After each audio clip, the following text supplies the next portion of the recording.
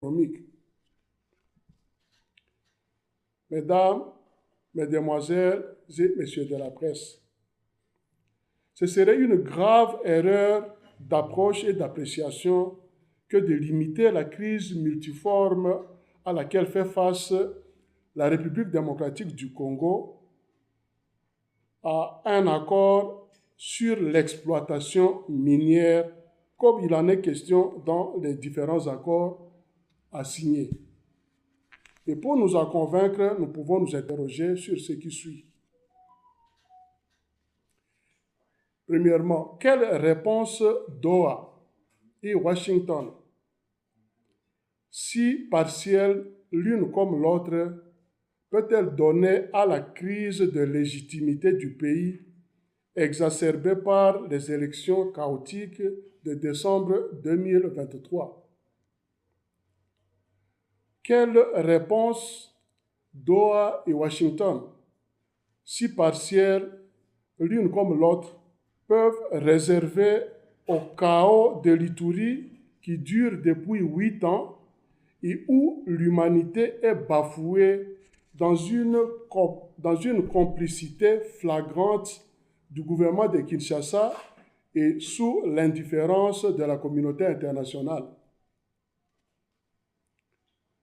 Quel remède Doha et Washington, si partiels l'un comme l'autre, sont-ils à même de réserver à la problématique de l'absence de l'autorité de l'État, du tribalisme institutionnalisé et de l'incompétence avérée au sommet de l'État?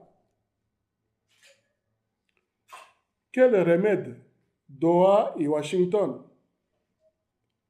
peuvent réserver à cette compétition ou au championnat de détournement organisé par les dirigeants au sommet de l'État, scandalisant le peuple congolais au quotidien? Quelle réponse peut-on attendre de Doha et de Washington aux cris du peuple congolais martyrisé par des jouisseurs impénitents qui, au nom du peuple d'abord, crachent sur la dignité humaine? Mesdames, Mesdemoiselles et Messieurs de la presse,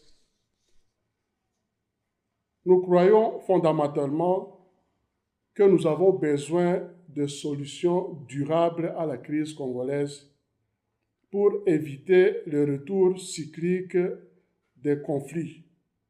Et c'est pourquoi, tout en saluant les progrès indéniables de Doha et de Washington, nous en appelons à une démarche plus inclusive, globalisante et holistique.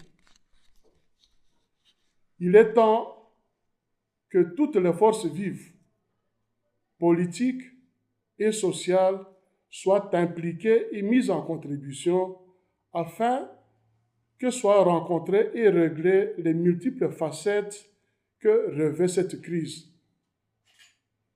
Dans cette optique, l'initiative conjointe de la CENCO, ECC, mais aussi de l'Union africaine doivent être prises en compte, en ce sens qu'elles ont le mérite de s'être rapprochées de l'ensemble des protagonistes à la situation de la RD Congo, qu'ils soient à l'intérieur du pays comme à l'extérieur, qu'ils soient congolais ou pas.